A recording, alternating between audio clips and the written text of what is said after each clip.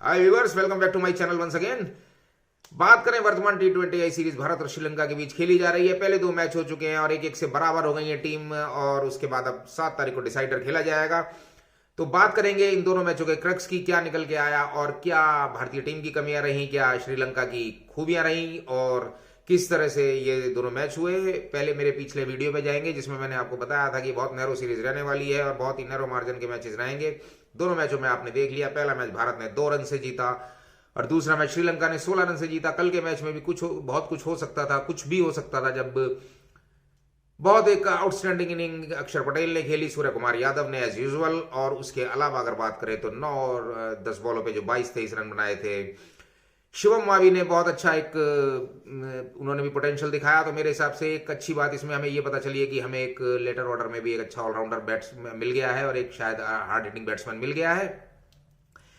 बात अगर करें कि इस सीरीज में बेसिकली कि हम ये देखें कि इन दोनों मैचों में अब तक अगर चाहे एक से बराबर रही, कौन सी टीम हावी रही, तो मैं रेशो दूंगा 60%, 60-40 श्रीलंका के फेवर में, क्योंकि श्रीलंका की टीम मुझे ज्यादा मजबूत नजर आई। क्योंकि पहले मैच में भी एक बार को जब हार लग रही थी तो लास्ट तक उनके प्लेयर जो चमिका करुणारत्ने था मैच को ले आया और उसने दिखा दिया कि उस मैच में एक बार उसने 1-2 हार्ड हिटिंग सिक्सेस लगाकर जब मैच को बराबरी पे एक तरह से ला दिया था, तो शायद एक तरफ लग रहा था मैच कहीं भी जा सकता है। और कल के मैच में भी दासुन शनाका ने एक बहुत ही आउटस्टैंडिंग इनिंग खेली। दासुन शनाका मेरे ख्याल में इस समय मैं कह सकता हूं कि दोनों टीमों के बीच में एक बहुत बड़ा फैक्टर है।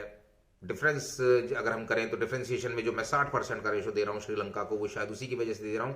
कल एक बहुत आउटस्टैंडिंग इनिंग खेली, 20 ओवर में 20 बॉलों पे 50 रन उसने बना दिए। और एक तरफ जब लग रहा था कि शायद श्रीलंका शुरू में बहुत अच्छी शुरुआत लेने के बाद जल्दी आउट हो जाएगा या जल्दी उसका स्कोर कम रह जाएगा, दासुन शनाका ने एक बहुत ही आउटस्टैंडिंग और बहुत ही एक्स्ट्राऑर्डिनरी इनिंग खेली और 200 के पार अपनी टीम को पहुंचा दिया, जो पहले 15-16 ओवर के बाद कहीं से भी नहीं लग रहा था, जब श्रीलंका थोड़ा दबाव में आता लगा और भारतीय टीम वापसी करती नजर आई।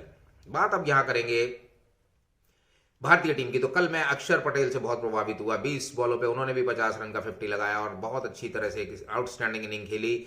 सूर्य Kumar Yadav was as usual. और अगर बात करें तो शिवम मावी ने भी 9 बॉलों पे जो 22 रन बनाए, तो लगा कि एक अच्छी बात है कि एक अच्छा ऑलराउंडर भारत को मिल गया है और हार्ड हिटिंग एक बैट्समैन है।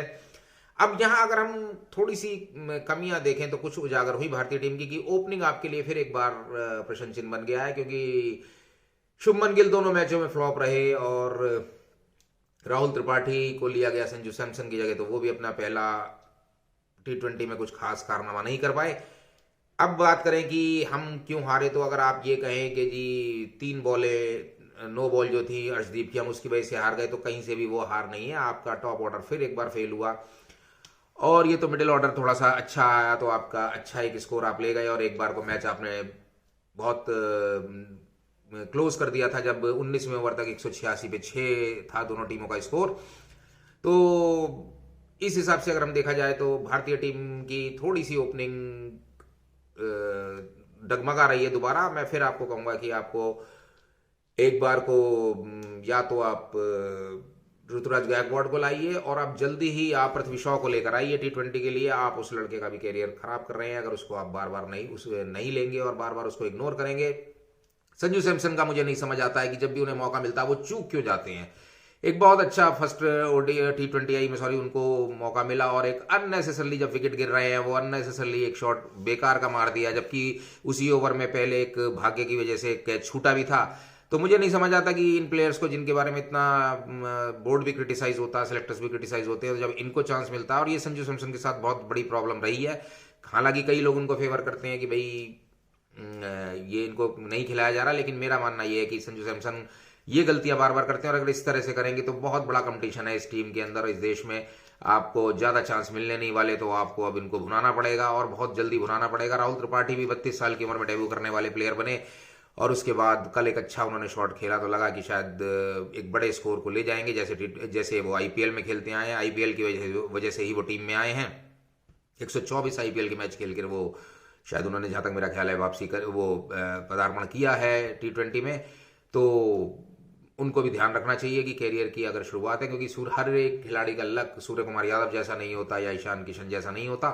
तो इन प्लेयर्स को ये ध्यान रखना पड़ेगा। अब अगर बात करूं एक डिफरेंस फैक्टर की दोनों टीमों के बीच में, तो that is Dasun Shanaka, the captain of Sri Lanka, and no doubt about it that he is leading from front his team right now. और अगर बात करूं कि उसकी ऑलराउंड परफॉर्मेंस, कल तो कुछ शायद चोटिल होने की वजह से ओवर नहीं कर पाए थे, लेकिन लास्ट ओवर उन्होंने हसरंगा को ना देके जिस तरह से खुद किया और दबाव में किया, क्योंकि 19 ओवर तक दोनों टीमें 186 पर 6 के साथ बराबर थी और शनाका ने ही लास्ट ओवर में जब 20 रन बनाए थे, तो यही एक डिसाइडिंग फैक्टर रहा था इस मैच का। तो भारत अगर हसरंगा के ओवर में जिस तरह से 4 छक्के पड़े थे पिछले ओवर में, तो शायद उन्होंने रिस्क उठाना उचित नहीं समझा, जबकि बहुत बड़ा बॉलर है हसरंगा, लेकिन खुद आया आइक ओवर लेके चोटिल होने के बाद और अपनी टीम को जितवाया और 1-1 से सीरीज बराबर की। तो शनाका का आपको बहुत ध्यान रखना पड़ेगा, क्योंकि उसने रिसेंटली कई मैचेस में न केवल भारत के खिलाफ बल्कि बहुत अच्छी टीमों के खिलाफ भी इस तरह की इनिंग खेली है। बहुत अच्छा हार्ड हिटिंग बैट्समैन है और सबसे बड़ी बात है वो जुझारू है, वो अपनी टीम को जो क्षमता रखता है अपनी टीम को भिड़ाने की दूसरी टीम से पूरी जान के साथ। और कुमार संगकारा और बड़े बड़े प्लेयर महिला जयवर्धने, जब ये लोग चले गए तो श्रीलंका की टीम ने काफी टाइम तक संघर्ष किया और इंटरनेशनल क्रिकेट में पहचान बनानी पड़ी। इवन उनको क्वालिफाइंग भी खेलना पड़ा T20 वर्ल्ड कप के लिए, लेकिन T20 वर्ल्ड कप का क्वालिफाइंग राउंड को मैं ये नहीं मानता। श्रीलंका की टीम इस समय सबसे अच्छी टीमों में से एक है। उनका ओपनिंग पेयर शायद वर्ल्ड में बेस्ट है मेरे हिसाब से, अगर मुझसे पूछा जाए। चाहे लोगों ने बात बड़ी बड़ी की हो, चाहे लोगों ने एलेक हेल्स और जोस बटलर की हो, या साउथ अफ्रीका के ओपनिंग पार्टनर की हो, या पाकिस्तान की हो बाबर आजम और मोहम्मद रिजवान की, लेकिन मेरे हिसाब से डिसंका और कुशाल मेंडिस बेस्ट हैं इस समय और बहुत अच्छी तरह से उन्होंने कल भी खेला। बात करूंगा कि अर्शदीप सिंह की कोई गलती नहीं है, आप उसको बीच में आपने शायद चोटिल होने की वजह से उसको बाहर बैठाया, आपने ये कहा आते आते प्लेयर्स को टाइम लग जाता है। और 3 नो बॉल ऐसा नहीं है कि हिस्ट्री में पहले नहीं डली या नो बॉलें नहीं डली, और आप अगर ये सोचते हैं कि उस वजह से आप मैच हार गए, आप मैच नहीं हारे, आप अपने टॉप ऑर्डर की वजह से हारे, आप अपने ओपनिंग पेयर की वजह से हारे। आप निशंका और कुशाल मेंडिस को देखिए, मेरे हिसाब से अब तीसरे वनडे में आप ऋतुराज गायकवाड़ को भी खिलाइए और आप खिलाइए पृथ्वी शॉ को भी जल्दी लेके आइए, क्योंकि मेरा मानना है पृथ्वी शॉ का तो बहुत जरूरी हो गया है। और संजू सैमसन को ध्यान देना पड़ेगा, अपने कैरियर के बारे में सोचना पड़ेगा, राहुल त्रिपाठी को भी सोचना पड़ेगा और मेहनत करने की बहुत जरूरत है। हर चीज IPL की तरह से हर मैच नहीं होता है, आपको टफ मैच भी खेलने पड़ते हैं, टफेस्ट मैच भी आपकी जिंदगी में आएंगे। तो दोस्तों इन सब बातों के साथ मेरा मानना यह है कि अब एक बहुत बड़ा इंटरेस्टिंग मैच होने वाला है। पहला मैच भारत ने 2 रन से जीता, दूसरा मैच श्रीलंका ने 16 रन से जीता। अगेन आई एम रिपीटिंग की 60-40 से Sri Lanka is in advantages position right now. और अगर श्रीलंका को अगर आपको हराना है, एशियन चैंपियंस को हराना है अपने घर में, तो अब आपको बहुत मेहनत करनी पड़ेगी। मैं यहाँ पर मुझे खुशी होती है हार्दिक पांड्या की कप्तानी देख के। हार्दिक पांड्या एक जुझारू कप्तान है, नो डाउट। उन्होंने IPL भी अपनी टीम को पहली बार में जितवाया गुजरात को। तो मेरा मानना है कि हार्दिक पांड्या की बहुत अच्छी बात है। सूर्य कुमार यादव की बहुत तारीफ करूंगा कि हर मैच में एक प्लेयर खेल रहा है। ईशान किशन भी अब आ गया है, हालांकि दूसरे मैच में नहीं चल पाए, पहले मैच में उन्होंने शुरुआत बहुत अच्छी दे दी थी, मेटरलाइज नहीं कर पाई भारतीय टीम उसको, ये अलग बात है। अब आपको खेलाना पड़ेगा उमरान मलिक को भी रेगुलर। इमरान मलिक ने थोड़ा सा अपना ले पकड़ लिया है, लेंथ पकड़ ली है। बात करेंगे अगर शिवम मावी की, तो वीडियो खत्म करना चाहूंगा शिवम मावी की बॉलिंग के। बैटिंग से मैं बड़ा प्रभावित हुआ, लेकिन बॉलिंग में एक चीज देखनी पड़ेगी। शिवम मावी के एक्शन में थोड़ी सी ये दिक्कत है जो कल सामने आई, कि शिवम मावी जब बॉलिंग करते हैं और जब वो पहुंचते हैं बॉल फेंकने से जस्ट पहले उनका चेहरा ऊपर चला जाता है, वो मुझे थोड़ा सा उनका एक्शन अजीब लगा।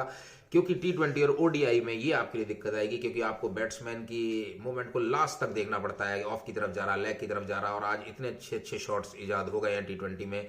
तो शिवम मावी को ये दिक्कत आने वाली है कि उनका चेहरा सामने क्यों नहीं रहता और उनके कोच ने उनको ये बात क्यों नहीं बताई, ये मुझे थोड़ा सा देखना पड़ेगा, ये थोड़ी देखने की बात है।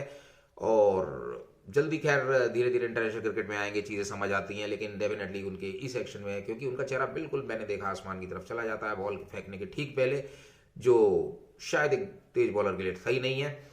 आज के लिए इतना ही दोस्तों। अब तीसरे T20 के बाद जीतेंगे, सीरीज डिसाइड हो चुकी होगी जब तक आपसे बात करेंगे, देखेंगे क्या रहा।